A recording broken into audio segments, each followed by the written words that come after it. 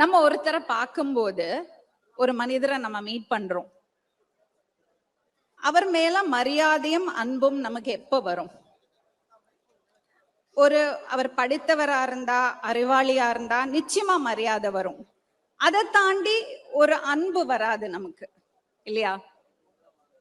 ஒரு பதவி, பணம் இதெல்லாம் தாண்டி ஒருத்தர் மேல நமக்கு மரியாதை வரணும்னா, அதுவும் இந்த பக்கம் ஒரு பெண்ணா இருந்து அந்த பக்கம் ஒரு ஆணா இருந்தா எப்ப அந்த மரியாதை வரும்னு நான் நினைக்கிறேன்னா, அந்த ஆண், அந்த ஜென்டில்மேன் அந்த பெண்ணை ஒரு சகோதரியா, இல்ல ஒரு ஒரு தோழியா, இல்லைன்னா ஒரு தாயா பார்த்து அந்த மரியாதையோட சமமா பார்த்து பேசும்போதுதான் அந்த அந்த மனிதர் மேல நமக்கு மரியாதை வரும்.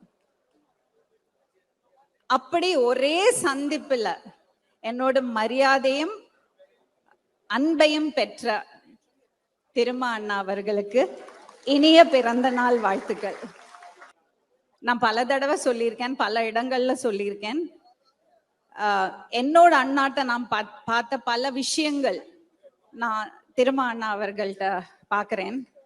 ஸோ அதனால இது ஒரு ரொம்ப ஸ்பெஷலான ஒரு ஒரு இமோஷன். இது அதை எப்படி நான் டிஸ்கிரைப் பண்ணுறதுன்னு எனக்கு சொல்ல தெரியாது. பட் இந்த விழால நான் கலந்துக்கிறது ஏன் முக்கியம்னு நினைச்சேன்னா, என்ன மாதிரி மூச்சுக்கு மூச்சு ஸ்ரீராம ஜெயம் சொல்லற பல பேர், நான் உள்பட பல பேர் அண்ணா திருமா அவர்களையும் இங்க இருக்கிற ஒவ்வொருத்தரையும் உடன் பிறப்பா, தொப்புள் கொடி உறவா நாங்க நினைக்கிறோம்னு சொல்லறதுக்காக அதை உங்ககிட்ட பகிர்ந்துக்கிறதுக்காக தான் நான் இங்க வந்தேன். அதுல எந்த மாற்றமும் இல்லை. கருத்துகள் ஒரு டைம் நம்ம பேசும்போது ஒரு சில விஷயங்கள் நம்ம ஒரு நம்பிக்கையிலேயே வாழ்ந்திருக்கோம். சோ அந்த விஷயங்கள் எல்லாம் கேட்கும் போது நமக்கு தெரியாது, நம்ம அந்த அளவுக்கு ஆராய்ச்சியும் பண்ணல, நம்ம இந்த பக்கத்துல இருந்து அதை அனுபவிச்சது இல்லை. அதனால நம்ம ஒரு விஷயம் சொல்ல முடியாது. ஆனா எப்போ ஒருக்கா நம்ம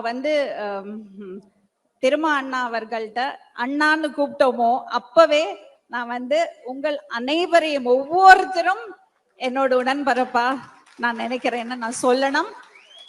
இந்த மாதிரியான எக்ஸ்பிரஷன்ஸ், இந்த மாதிரியான அசோசியேஷன்ஸ் ரொம்ப ரொம்ப முக்கியம்னு நான் நினைக்கிறதுனால தான் அண்ணா நான் இந்த விழால கலந்துக்கிறதுக்கு ரொம்ப ரொம்ப சந்தோஷப்படுறேன்.